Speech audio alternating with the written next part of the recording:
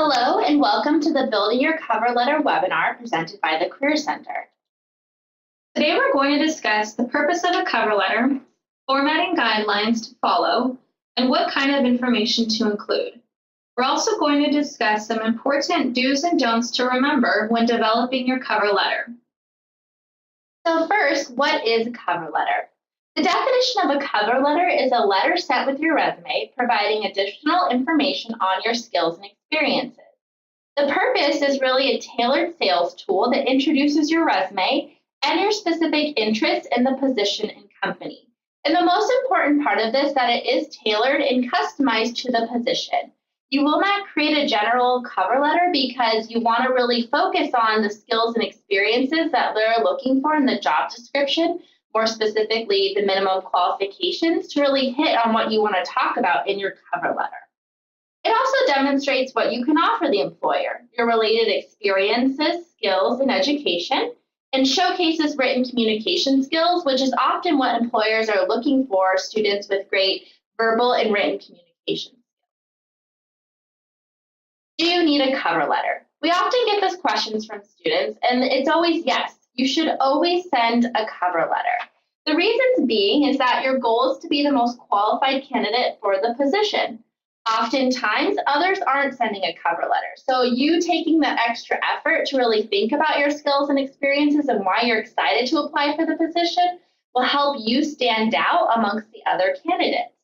Your cover letter is also the opportunity for you to connect the dots for an employer of how your qualifications relate to the position for which you're applying to. So that's why it's really important that it is customized to the position and you're really speaking to what they're asking for.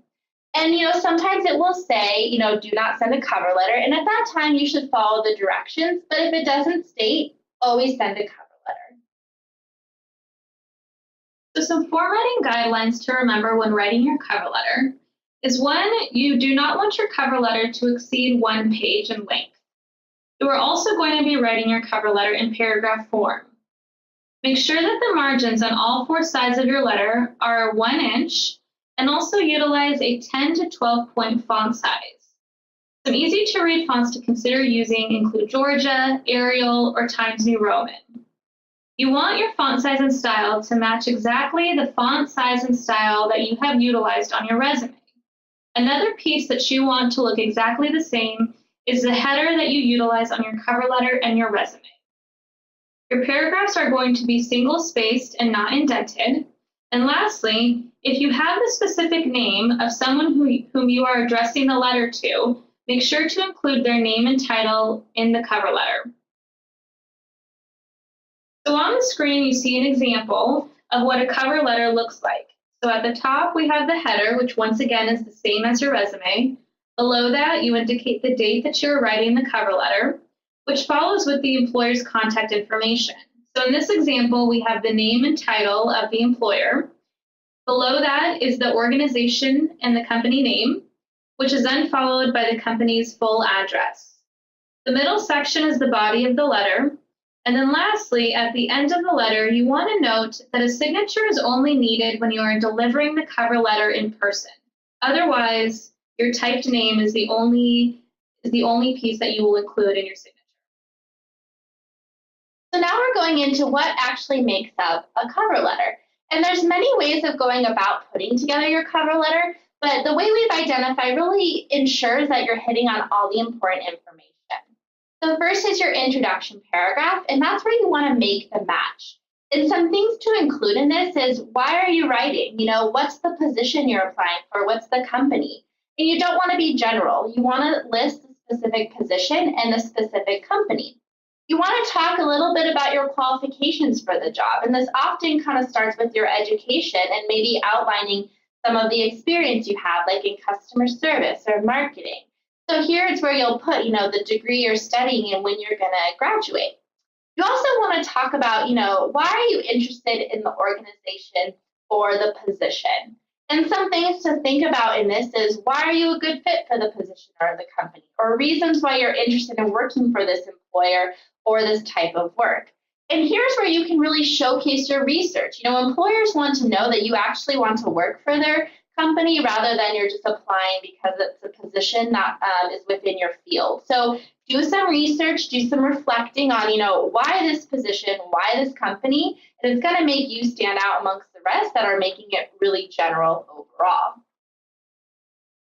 The next is the body of the letter, and this is where you really want to make the case. And this is probably where you're going to spend most of your time kind of really focusing on the skills and experiences that you want to talk about with the employer. So a kind of formula to utilize is you might have 1 to 3 paragraphs that outline a different skill or experience that relates to the position. And a way to kind of think about the skills or experiences you want to highlight is look to the minimum qualifications or the qualifications for the position. And what are they listing? Are they listing a certain computer program, a transferable skill, a certain experience? And those are things that you want to highlight.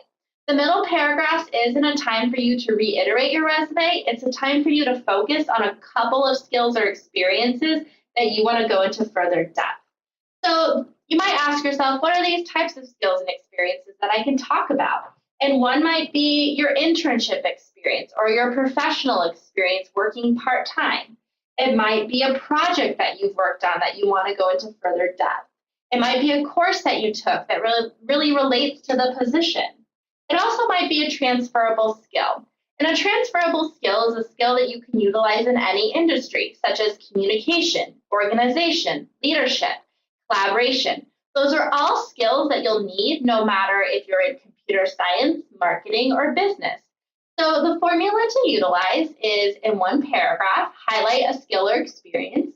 Then you want to give an example of that skill or experience. And the example is extremely important because, I might be able to say I'm great at, being involved with a team or being a collaborator, but if I don't have an example to back that up, then they just have to take my word for it, where an example really exemplifies that. And then you're going to talk about how it will help the employer or organization.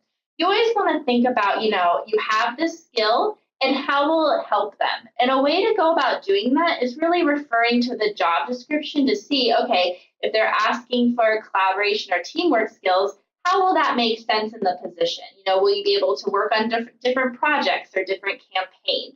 So always relate it back to the company and what they're looking for in the job description. So the final paragraph of your cover letter is about making the close. It's a brief paragraph that you're writing where you're going to mention a couple of key points. One is you can reference your enclosed resume. You can also indicate your follow-up steps to initiate an interview. So for example, you might state something like, I will follow up with you in 2 weeks' time to set up an interview. You also want to reiterate your interest or your qualifications towards that specific position or that specific company. And lastly, always remember to thank the employer for their time and consideration. So some things that you always want to remember to do in your cover letter.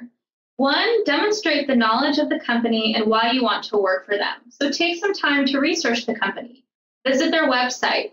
Look at their mission, their About Us page, any specific programs or initiatives that are unique to the work that they're doing. Really speak to what entices or appeals to you about working for their organization. Tailor your letter to the job qualifications, skills, and experiences that you see in the job posting. And provide examples that demonstrate the skills and qualifications that you have. That is going to allow the employer to be able to see and understand how you're able to apply skills and qualifications in a professional environment. Remember to focus on what you offer the employer versus what you will gain from having this opportunity. And lastly, always remember to proofread your cover letter because what you are providing them with is a sample of your writing. So here are some cover letter don'ts. Overuse of I statements. You do not want every sentence to start with I because it really reads repetitive and doesn't exemplify great writing skills.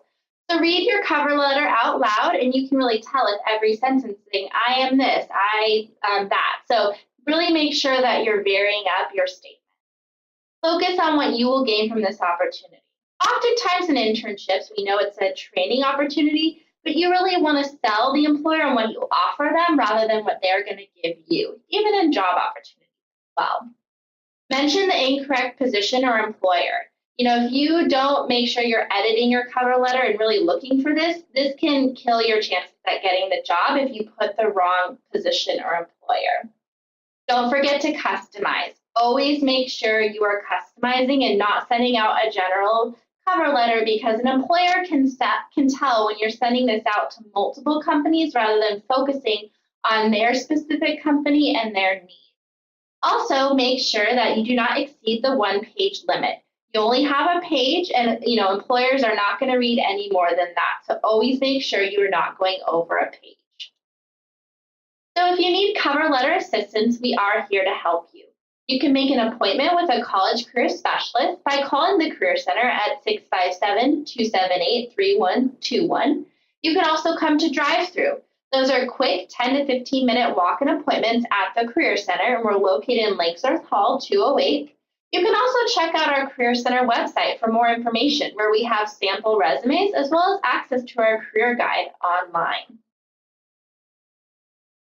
Thank you for joining us in this presentation of Building Your Cover Letter webinar. If you have any questions, feel free to contact us at 657-278-3121 or email us at careercenter@fullerton.edu or check out our website on Fullerton's website.